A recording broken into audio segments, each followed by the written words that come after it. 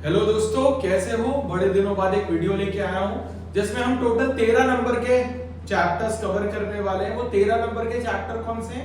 आपका government budget, foreign exchange, balance of payment. Total ये कितने नंबर कंसिस्ट कर रहे हैं? 13 नंबर। 6 नंबर का गवर्नमेंट बजट, 1 नंबर का फॉरेन एक्सचेंज और 6 नंबर का बैलेंस ऑफ पेमेंट। इस चैप्टर के अंदर मतलब इन तीनों चैप्टर के अंदर हम हर वो इंपॉर्टेंट टॉपिक कवर करेंगे जो आने वाले 19 तारीख के एग्जाम में आपके लिए प्रॉब्लम्स क्रिएट कर सकते हैं और उसको किस तरीके से हम इजीली समझ सकते हैं, हम ये देखने जा रहे हैं।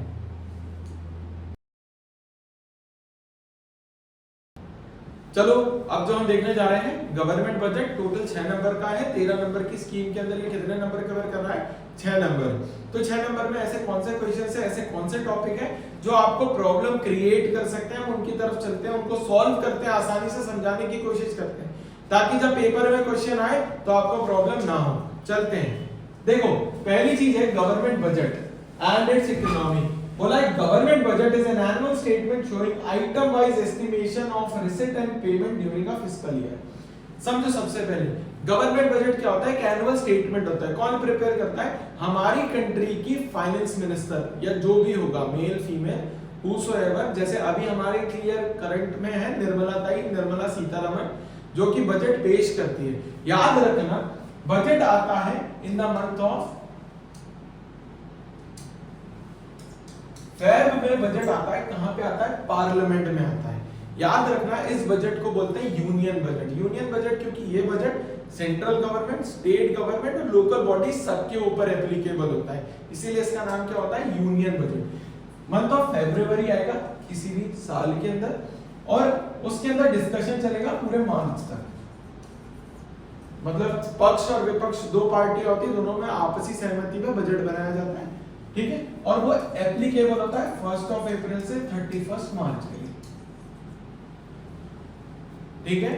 जब यहां से वो बजट साइन होता है, साइन कौन करता है? प्रेसिडेंट करता है। वो बजट पूरे देश के अंदर लागू हो जाता है, एप्लीकेबल हो जाता है। तो बजट क्या हो गया? आपको बोलता है कि जितना भी आपने इनकम जनरेट करी है या रिसीट्स बोलते हैं, या फिर आपने एक्सपेंडिचर करे, उसको आइटम वाइज बताता है कि किस चीज के अंदर कितना खर्चा। मतलब जैसे बोल दिया रेलवे ने कितना, एजुकेशन ने कितना, डिफेंस ने कितना खर्चा किया, फिर वैसे रेलवे ने कितनी रेवेन्यू जनरेट करी, एजुकेशन से कितना रेवेन्यू जनरेट हुआ, ऐसे रिसीट और एक्सपेंडिचर वाइज अलग अलग होता है। क्लियर होगा? आगे चलते हैं। देखो, बहुत ज्यादा इंपॉर्टेंट है, आता ही आता है, ठीक है। ऑब्जेक्टिव ऑफ बजट, पहला बोला रीअलोकेशन ऑफ रिसोर्सेज। रीअलोकेशन ऑफ रिसोर्सेज के अंदर दो चीजें होती हैं बेटा। पहला होता है टैक्स कंसेशन, दूसरा होता है directly producing goods and services, तीसरा होता है सब्सिडी। ये तीनों चीजें अलग अलग याद रखना। टैक्स कंसेशन बेसिकली क्या होता है? देखो, सरकार कंसेशन देती है, किन को देती है? बिजनेसमैन को देती है। क्यों देती है? ताकि वो डेवलपमेंट में मदद करे। किसी स्टेट के अंदर अगर आपको डेवलपमेंट लाना है तो वहां पे आपको इंफ्रास्ट्रक्चर डेवलप करना है, तो आपको इंडस्ट्रीज को स्टैब्लिश करना पड़ेगा। अब इंडस्ट्री स्टैब्लिश करेंगे तो certain amount of tax concession आपको उस पर्टिकुलर बिजनेस ग्रुप को देना पड़ेगा, जिससे उस पर्टिकुलर रीजन का क्या हो सके? डेवलपमेंट। वैसी होती है सब्सिडी। सब्सिडी कौन ग्रांट करता है? गवर्नमेंट करती है। अलग अलग स्कीम्स के लिए होती है। घर बनाना हो तो एक घर की स्कीम है जिसमें 2.5 लाख की सब्सिडी डायरेक्टली गवर्नमेंट देती है। गौशाला बनानी हो 50 लाख रुपए की सब्सिडी मिलती है, गैस की सब्सिडी मिलती है। मतलब ऐसे मल्टीपल सब्सिडीज होती है। तो ये सब्सिडी का जो बर्डन होता है ना, वो बजट के अंदर एलोकेट किया जाता है कि कितना पैसा है स्पेसिफिकली सब्सिडी के लिए। क्लियर होगा? फिर बोला directly producing goods and services. देखो भैया कि आप चाह रहे हो मैक्सिमम इंपोर्ट ना हो, सब यहीं पे बने, आप सेल्फ रिलायंट बने, तो directly producing goods and services करनी पड़ेगी। ऐसे गुड्स जो पब्लिक के फेवर में ज्यादा इंपॉर्टेंट रोल प्ले करेंगे, ना कि हम हर चीज इंपोर्ट करेंगे। तो उसके लिए भी क्या करते हैं? स्पेसिफिकली बजट एलोकेट होता है। अगला बोला reducing inequality of income and wealth. देखो, हर बजट के अंदर ऐसा होता है, इंसान की इनकम अलग, उसकी वेल्थ अलग। वेल्थ मतलब इन टोटल सारी प्रॉपर्टी मिला के। तो जो बजट बनाया जाता है ना, ऐसा बनाया जाता है कि इंसान की इनकम और वेल्थ को मैच कर सके, ठीक है। अगला बोला इकोनॉमिक स्टेबिलिटी। देखो, ऐसा समझो ये देश हमारा घर है, इस घर को चलाने के लिए पैसा लगता है, ठीक है, जैसे हमारे घर को चलाने के लिए भी हमें पैसा लगेगा, और मान लो घर में पैसा ही नहीं आया तो क्या स्टेबिलिटी होगी? नहीं होगी। वैसे ही हर साल का बजट हमारे देश को चलाने के लिए होता है। अगर बजट ही नहीं होगा तो देश के अंदर स्टेबिलिटी नहीं होगी, क्योंकि बजट ही होता है जो आइटम वाइज एक्सपेंडिचर होने, कितने रिसीट्स आनी है वो बताता है। इसीलिए इकोनॉमिक स्टेबिलिटी के लिए भी बजट इंपॉर्टेंट रोल प्ले करता है। आगे चलते हैं। अगला, management of public enterprises. Public enterprises मतलब जो सरकार के द्वारा मैनेज की जाती है। आप मान लो कोई भी सरकारी कंपनी या कोई भी सरकारी एनजीओ, अब कंपनीज प्रॉफिट मोटिव होते हैं मगर एनजीओस वेलफेयर के लिए होते हैं, तो दोनों किसके अंदर आ गए? Managed by management of public enterprises, जो कि किसकी होती है? सरकार के कंट्रोल में। तो उनका बजट भी कौन एलोकेट करता है? गवर्नमेंट एलोकेट करती है। किसके अंदर करती है? बजट के अंदर, यूनियन बजट के अंदर करती है। अगला चीज बोला इकोनॉमी की ग्रोथ। देखो भैया, ऐसा होता है जीडीपी, हमारा देश का ग्रॉस डोमेस्टिक प्रोडक्ट वो कैसे बढ़ेगा? जितना ज्यादा मैन्युफैक्चरिंग को प्रमोट करोगे। जब तक आप मैन्युफैक्चरिंग को प्रमोट नहीं करोगे तो देश के अंदर इकोनॉमिक स्टेबिलिटी नहीं आएगी। क्यों नहीं आएगी? क्योंकि जितना ज्यादा मैन्युफैक्चरिंग होगा उतना ज्यादा एम्प्लॉयमेंट जनरेशन होगा, उतना ज्यादा पर कैपिटल इनकम होगा, उतना ज्यादा जीडीपी बढ़ेगा। क्लियर है? तो भाई अगर आपको देश के अंदर इकोनॉमिक स्टेबिलिटी या ग्रोथ लानी है तो आपको मैन्युफैक्चरिंग को पुश करना पड़ेगा। क्या सिर्फ मैन्युफैक्चरिंग? नहीं, हम सर्विस की भी बात कर लें, हम एग्रीकल्चर की भी बात करें। इन टोटल जो ऑक्यूपेशनल स्ट्रक्चर होता है हमारा, प्राइमरी, सेकेंडरी, टर्शियरी, आपने इंडियन इकोनॉमिक्स में पढ़ा ही होगा, चैप्टर नंबर 1 में भी है, फिर आप आगे भी पढ़ोगे। तो देखो इन सारी चीजों के अंदर क्या होता है, अगर आपको इकोनॉमिक ग्रोथ चाहिए तो आपको इन टोटल तीनों का डेवलपमेंट करना पड़ेगा, प्राइमरी, सेकेंडरी, टर्शियरी। आप अकेला सेकेंडरी सेक्टर को पुश नहीं कर सकते। अगर सेकेंडरी मैन्युफैक्चरिंग को आप पुश कर रहे हो मगर अगर कोई किसान होगा ही नहीं तो खाओगे क्या? इंपोर्ट करोगे क्या सारी चीजें? तो तीनों occupational structure, primary, secondary, tertiary, सरकार तीनों को साथ में रख के योजनाएं बनाती है, बजट एलोकेट करती है। ठीक है, आगे देखते हैं। Reducing regional disparities. बेसिकली क्या होता है भाई, इकोनॉमी के अंदर ऐसा नहीं होता कि भाई एक पर्टिकुलर, जैसे हम बोलते हैं गुजरात हमारा बहुत डेवलप्ड स्टेट है तो हम सारी मैन्युफैक्चरिंग वहीं लगाएं। नहीं, ऐसा स्टेट भी लगाओ जहां पे डेवलपमेंट नहीं है, बैकवर्ड एरिया है, तो वहां का भी ग्रोथ होगा। तो बजट के अंदर ऐसा नहीं होता कि स्पेसिफिकली स्टेट वाइज ही बजट एलोकेट हो रहा है। नहीं, देखा जाता है किस रीजन को कितना ज्यादा डेवलपमेंट की जरूरत है, उस हिसाब से फंड भी एलोकेट किया जाता है, और उस जगह रहने वाली पॉपुलेशन के हिसाब से।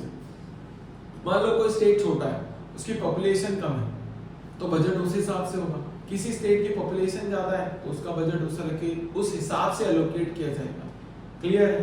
ठीक, आगे देखते हैं कंपोनेंट ऑफ बजट। देखो कंपोनेंट ऑफ बजट दो होते हैं, पहला बोला रेवेन्यू बजट, दूसरा बोला कैपिटल बजट। देखो रेवेन्यू बजट के अंदर दो चीजें आती है, रेवेन्यू रिसीट्स, ठीक है, कैपिटल बजट के अंदर आता है कैपिटल रिसीट्स। अब इसके अंदर दो चीजें हैं, पहला टैक्स रेवेन्यू, दूसरा नॉन टैक्स रेवेन्यू। अब इसके अंदर दो टैक्स आ गए, डायरेक्ट टैक्स, इनडायरेक्ट टैक्स। अब समझो डायरेक्ट टैक्स होता क्या है? डायरेक्ट टैक्स जो डायरेक्टली आपके पॉकेट पे असर करता है, जिसको आपकी जेब में हाथ डाल के खुद को आपको सरकार को देना है, वो टैक्स डायरेक्ट टैक्स होता है। तो इनडायरेक्ट टैक्स क्या हो गया? आपने कोई भी गुड्स और सर्विसेज को कंज्यूम करा तो उसके ऊपर लिखा रहता है MRP inclusive of all taxes, वो टैक्सेस होते हैं इनडायरेक्ट टैक्स जो आपसे इनडायरेक्टली वसूले जाते हैं, जिसका नाम है अभी की डेट में GST, goods and service tax. अब डायरेक्ट टैक्स में भी क्या होता है? इनकम टैक्स हो गया, वेल्थ टैक्स हो गया। जैसे अभी अपन मार्च में, हर स्टेट के अंदर मार्च में प्रॉपर्टी टैक्स वसूला जाता है कि भाई आप जमा करो प्रॉपर्टी टैक्स, जिस प्रॉपर्टी पे आप रहते हो, कचरे का टैक्स, पानी का टैक्स, तो आप खुद की पॉकेट से जाके जमा करो, तो उसको क्या बोला जाता है? Wealth tax. क्लियर होगा? ठीक है, डायरेक्ट टैक्स, इनडायरेक्ट टैक्स। अब ये नॉन टैक्स रेवेन्यू क्या होगा? आप सिग्नल क्रॉस कर रहे थे, हेलमेट नहीं पहना, कार में सीट बेल्ट नहीं लगाया, पुलिस वाला आया, चालान काट के चला गया, वो होगा नॉन टैक्स रेवेन्यू। आपको लाइसेंस इशू कराना है, ड्राइविंग लाइसेंस, जो आप फीस पे करोगे वो होगा नॉन टैक्स रेवेन्यू। पासपोर्ट बनवाना है वो होगा नॉन टैक्स रेवेन्यू। एक चीज होती है, एक वर्ड होता है जिसको बोलते हैं एसचेस्ट। इसका बेसिकली मतलब क्या होता है? किसी इंसान का अगर लीगल हायर नहीं हो और उसका डिमाइस हो जाए, वो मर जाए, तो उसकी प्रॉपर्टी किसके पास चली जाती है? गवर्नमेंट के पास।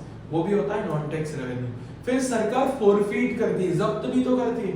कोई इंसान गलत काम करा तो उसकी प्रॉपर्टी जब्त कर ली, वो या उसका कुछ भी एसेट, इनकम टैक्स की रेड पड़ी तो जो टैक्स, अब जो भी पैसा उसके पास मिला है वो कहलाएगा नॉन टैक्स रेवेन्यू। तो ये सारी चीजें किसके अंदर आ गई? नॉन टैक्स रेवेन्यू के अंदर आ गई। क्लियर है? अब बात करते हैं कैपिटल रिसीट्स की या कैपिटल बजट की। कैपिटल बजट के अंदर आता है कैपिटल रिसीट्स। इसके अंदर तीन चीजें आती हैं, बोरोइंग्स, रिकवरीज ऑफ लोन और अदर रिसीट्स। समझो बोरोइंग्स क्या होता है? आपने किसी कंट्री से उधार लिया, किसी स्टेट से उधार लिया, कहीं से भी उधार लिया, ये हो जाएगा कैपिटल बोरोइंग्स कि उधार लिया। कैपिटल रिसीट्स है लॉन्ग टर्म के लिए आप उधार ले रहे हो, इसीलिए कैपिटल बजट के अंदर कैपिटल रिसीट्स का पार्ट। फिर आपने लोन एडवांस करा, आपने किसी कंट्री को लोन दिया था तो उससे लोन की रिकवरी हो रही, तो आपका एसेट क्रिएट हो रहा है। ठीक है, आपने दिया था इसीलिए वो कैपिटल रिसीट्स है। अदर रिसीट्स, इसके अलावा कहीं से भी आपको पैसा आता है, गिफ्ट, ग्रांट्स, किसी देश के प्रधानमंत्री ने आपको कुछ भी गिफ्ट कर दिया, खुश होके कोई कंट्री ने आपको कुछ दे दिया, तो वो सब किसके अंदर आ जाता है? अदर रिसीट्स के अंदर। तो याद रखना कैपिटल रिसीट्स के अंदर तीन चीजें, बोरोइंग्स, रिकवरीज ऑफ लोन और अदर रिसीट्स। याद रखना, एक नंबर के ऑब्जेक्टिव में ऐसी चीजें पूछेंगे, missing element of capital receipts, तो तुमको पता होना चाहिए बोरोइंग्स, रिकवरीज ऑफ लोन और अदर रिसीट्स होता है। क्लियर होगा? अब देखो एक और चीज, आगे चलते हैं, ये क्लियर होगा, tax revenue, non tax revenue, ठीक है। फिर बोरोइंग्स, रिकवरीज ऑफ लोन और अदर रिसीट्स भी क्लियर होगा। अब आते हैं मेन चीजों के अंदर कि भाई अब रेवेन्यू रिसीट्स मतलब आपने टैक्स से भी नॉन टैक्स से भी कमाया, तो क्या हो रहा है, उसके इफेक्ट्स क्या है बजट के अंदर। पहला बोला neither create liability nor reduces an asset. ये चीज बहुत इंपॉर्टेंट है, ऑब्जेक्टिव बनता ही बनता है। रेवेन्यू रिसीट्स मतलब आपने टैक्स नॉन टैक्स रेवेन्यू से कमाया। अब मैं खुद बोल रहा हूं कमाया, जब आप कमाते हो तो ना आपका लायबिलिटी क्रिएट हो रहा है, ना आपका कोई एसेट कम हो रहा है।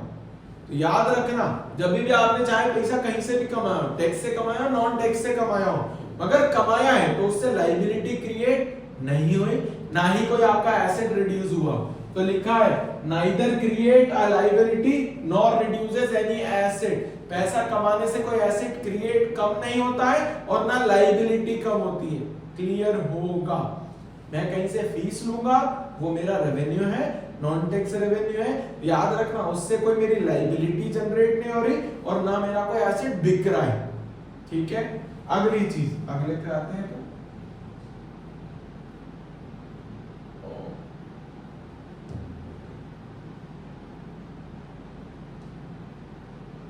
अगले पे आते हैं पर ये टैक्स नॉन टैक्स रेवेन्यू की संख्या है। कैपिटल रिसीट्स, देखो अभी हमने देखा कैपिटल रिसीट्स के अंदर तीन मेजर एलिमेंट्स हैं, बोरोइंग, रिकवरीज ऑफ लोन और अदर रिसीट्स। जब तीनों को मिला लेते हैं तो हमारा बनता है कैपिटल रिसीट्स। अब समझो मैंने उधार लिया है, जब उधार ले रहा हूं तो मेरी लायबिलिटी क्रिएट हो रही है। याद रखना, उधार ले रहा हूं तो मेरी लायबिलिटी क्रिएट हो रही है। रिकवरीज ऑफ लोन हो रही है, मैंने जिन जिन को लोन देके रखा था तो मेरे एसेट साइड में लोन्स एंड एडवांसेस कम होंगे, कम होंगे तो मेरा एसेट की वैल्यू क्या होगी? रिड्यूस होगी। तो इसके अंदर दो चीज हो गई, either create liability or reduces any asset. जब मैं उधार लूंगा तो मेरी लायबिलिटी क्रिएट हो रही है, जब मेरे लोन्स और एडवांसेस जो मैंने दे के रखे तो उसकी रिकवरी होगी तो मेरा एसेट कम हो जाएगा। क्लियर है? ठीक है, आगे चलते हैं। अब देखो अगला आ गया रेवेन्यू एक्सपेंडिचर।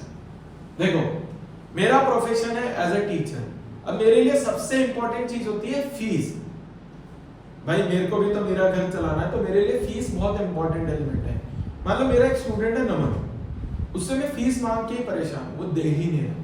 जब फीस दे ही नहीं रहा तो मैं उसको खुश करने के लिए क्या करूंगा? ले जाऊंगा, भाई चल डिनर पे चलते हैं। जो खर्चा मैं करूंगा ना उसके ऊपर, वो कहलाएगा मेरा रेवेन्यू एक्सपेंडिचर। रेवेन्यू अर्न करने के लिए उसके ऊपर किया गया खर्चा मेरा क्या कहलाएगा? Revenue expenditure. अब याद रखना, अब मैं खर्चा कर रहा हूं, क्या मेरी कोई लायबिलिटी क्रिएट हो रही है? नहीं। क्या मेरा कोई एसेट रिड्यूस हो रहा है? नहीं। तो याद रखना जब भी रेवेन्यू एक्सपेंडिचर करेंगे तो neither create asset nor reduces any liability. भाई मैं मेरा पैसा वसूलने के लिए उसके ऊपर और खर्चा कर रहा हूं तो ना मेरी कोई लायबिलिटी रिड्यूस हो रही है, ना ही कोई मेरा एसेट क्रिएट हो रहा है, याद रखना।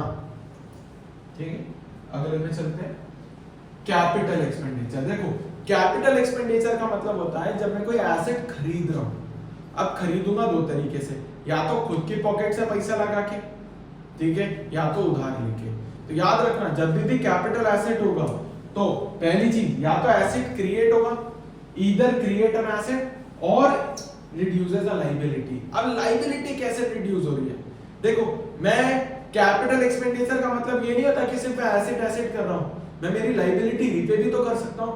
मेरे पास से कैश लेके मैंने किसी देश का लोन चुका दिया जिसका लोन मेरे ऊपर चल रहा था। याद रखना जीडीपी का समवेयर अराउंड 28% तो हम इंटरेस्ट चुकाने में देते हैं, मतलब हम पे लोन चल रहे हैं। अब मैं जब कैपिटल एक्सपेंडिचर करूंगा मतलब मैं रीपेमेंट ऑफ लोन करूंगा तो मेरा एसेट रिड्यूस होगा क्योंकि उतने अमाउंट का कैश मेरे पास से चला जाएगा। क्लियर है? ठीक है, अब आते हैं मेन टॉपिक पे। देखो बहुत इंपॉर्टेंट चीजें हैं। देखो घर चलाती है हमारी मम्मियां। याद रखना कभी भी हम प्रॉफिटेबल सिचुएशन पे नहीं होते। किसी का भी घर चल रहा है पैसों से चलता है। हमारे यहाँ हम वी बीइंग लाइक हम इंडियंस हैं, हमारे यहाँ ऐसा होता है कि मम्मियां बहुत कम काम करती हैं। ठीक है, करती हैं, करना चाहिए मगर बहुत कम है। मेजर पोर्शन हमारे यहाँ हाउस वाइफ का है। कमा के कौन लाता है? हमारे पापा लाते हैं। मेरे घर में तो यही है, मेरे घर में पापा कमाते हैं और मम्मी हाउस वाइफ है। तो याद रखना हमारे यहाँ कलेश होते हैं किस चीज के लेके? बजट को लेके, कि जितना प्री डिफाइंड बजट मेरे फादर ने क्रिएट करा है उससे ज्यादा ही खर्चा होता है। सेम चलता है देश के अंदर कि देश जितना भी बजट बनाता है उससे ज्यादा ही खर्चा होता है। क्यों? क्योंकि दो तरीके से होते हैं। देखो प्लान्ड और नॉन प्लान्ड एक्सपेंडिचर होते हैं। प्लान्ड एक्सपेंडिचर मतलब जो बजट के अंदर एकदम आइटम वाइज लिख के रखे हैं आप। नॉन प्लान्ड जो आपको पता नहीं है कब आ जाए, unnecessary occurrence of an event, जो आपके प्लान्ड चीजों में नहीं था वो कहलाएगा नॉन प्लान्ड एक्सपेंडिचर। याद रखना किसी भी देश के बजट में कभी भी डेफिसिट ही होगा, प्रॉफिटेबल सिचुएशन नहीं होगी। मेरे नॉलेज में तो नहीं है ऐसा कोई कंट्री जो प्रॉफिटेबल सिचुएशन में है। हर कंट्री के ऊपर किसी ना किसी कंट्री का या वर्ल्ड बैंक या आईएमएफ का लोन है, तो वो कभी भी प्रॉफिटेबल सिचुएशन में नहीं होगा, हमेशा किसमें होगा? डेफिसिट। अब डेफिसिट को तीन पार्टों में डिवाइड किया गया है। देखो पहला डेफिसिट है रेवेन्यू डेफिसिट, दूसरा है फिस्कल डेफिसिट, तीसरा है प्राइमरी डेफिसिट। अब देखो तीनों डेफिसिट से related direct question numeric form में ऑब्जेक्टिव में भी आ सकता है या डायरेक्ट क्वेश्चन भी आ सकता है। ठीक है, वो पेपर बनाने वाले के दिमाग के ऊपर है कि वो जब पेपर बना रहा था तो उसने क्या सोचा। सबसे पहला डेफिसिट है हमारा रेवेन्यू डेफिसिट। देखो डेफिसिट का मतलब ही लॉस होता है। पहली चीज रेवेन्यू डेफिसिट के अंदर क्या चीज आती है हम वो देखते हैं। पहला बोला revenue expenditure minus revenue receipts. भाई जितना आपने खर्चा करा जितना आपने कमाया, जब दोनों का जो डिफरेंस आया वो कहलाएगा रेवेन्यू डेफिसिट। क्लियर है? Revenue expenditure minus revenue receipts आपका रेवेन्यू डेफिसिट हो जाता है। तो फिस्कल डेफिसिट क्या हो? एक फाइनेंशियल ईयर में होने वाला नुकसान डेफिसिट होता है फिस्कल डेफिसिट। ये तो हो गया रेवेन्यू डेफिसिट, रेवेन्यू का कितना लॉस हो रहा है। भाई रेलवे ने खर्चा ज्यादा करा और इनकम कम कमाई तो क्या होगा? रेलवे का रेवेन्यू डेफिसिट होगा। रेवेन्यू का लॉस रेवेन्यू का डेफिसिट होता है। आइटम वाइज या डिपार्टमेंट वाइज भी आप कैलकुलेट कर सकते हो, पर आप बात कर रहे हो फिस्कल डेफिसिट की। होता है total expenditure minus total receipts excluding borrowings. बोला total expenditure minus total receipts excluding borrowings करोगे तो आपका फिस्कल डेफिसिट आएगा। तो अब ये टोटल एक्सपेंडिचर क्या होगा? देखो टोटल एक्सपेंडिचर का मतलब होता है क्या? हमारा capital expenditure plus revenue expenditure. Capital expenditure और रेवेन्यू एक्सपेंडिचर जब दोनों को प्लस किया जाता है तो क्या बनता है? Total expenditure. वही बात करते हैं टोटल रिसीट्स की, होता है capital receipts plus revenue receipts. ठीक है, capital receipts plus revenue receipts अपना क्या हो गया, टोटल रिसिट्स। अब समझो मेरी बात, कैपिटल रिसिट्स फिर से एक ओवरव्यू। कैपिटल रिसिट्स के अंदर तीन मेजर चीजें, बोरोइंग्स, रिकवरीज ऑफ लोन और अदर रिसिट्स। भाई रेवेन्यू रिसिट्स के अंदर दो चीजें, कौन सी, tax revenue, non tax revenue. Clear है? जब भी कैपिटल रिसिट्स होगा, कैपिटल रिसिट्स होगा तो either create liability or reduces any asset, मगर भाई रेवेन्यू रिसिट्स होगा neither create an asset nor reduces any liability. Clear है? पैसा कमाया, कमाने से कोई नुकसान तो हुआ नहीं। क्लियर है? ठीक, जब आप क्या करते हो, टोटल एक्सपेंडिचर में से टोटल रिसिट्स माइनस करते हो, उसके अंदर भी बोरोइंग्स का पोर्शन कंसीडर नहीं होता है, क्योंकि उधार लिया है, उधार लिया तो रीपेमेंट करना है, वो हमारा पैसा नहीं है, इसीलिए कंसीडर नहीं होता है। अब अगली चीज देखो, लास्ट चीज बहुत इंपॉर्टेंट है, वो है हमारा प्राइमरी डेफिसिट। एक्चुअल में कोर में हमें कितना नुकसान हो रहा है, वो हमारा प्राइमरी डेफिसिट होता है। सारी चीजें बोलते ना, बाप बोलते सारी चीजें कितना खर्चा करा, मैं बताओ आखिरी में कितना नुकसान हो रहा है, वो मेरा प्राइमरी डेफिसिट होगा। वैसे देश का भी होता है, देश का डेफिसिट, प्राइमरी डेफिसिट कैसे निकलेगा, fiscal deficit minus interest payment. एक फाइनेंशियल ईयर में होने वाला लॉस, उसमें से हम माइनस कर देंगे हमने जितना बोरिंग्स पे इंटरेस्ट चुकाया है। जब माइनस करेंगे तो वो हमारा क्या हो जाएगा, प्राइमरी डेफिसिट। क्लियर है? क्लियर है? तीन डेफिसिट, रेवेन्यू डेफिसिट जो होता है क्या, देखो रेवेन्यू डेफिसिट हो गया revenue expenditure minus revenue receipt, fiscal deficit हो गया total expenditure minus total receipts excluding borrowings, फिर हमारा फिस्कल डेफिसिट हो गया ये चीज, प्राइमरी डेफिसिट हो गया fiscal deficit minus interest payment. Clear होगा? देखो 6 नंबर का चैप्टर है, बहुत इंपॉर्टेंट है, उस हिसाब से ही बताया है मैंने। क्लियर है? बिल्कुल अच्छे तरीके से समझना, और प्लीज हमारे चैनल को लाइक शेयर सब्सक्राइब करें और ज्यादा से ज्यादा अपने दोस्तों तक शेयर करें, ताकि उनकी मदद हो पाए, साथ में हमारी मदद हो पाए, क्योंकि हमारा चैनल अभी तक ना मोनेटाइज हुआ ना 1000 सब्सक्राइबर हुए। तो प्लीज हमें सब्सक्राइब करिए, क्योंकि मेजर लोग हमारे चैनल को सब्सक्राइब कर नहीं रहे और वीडियोस तो देख रहे हैं। Thank you.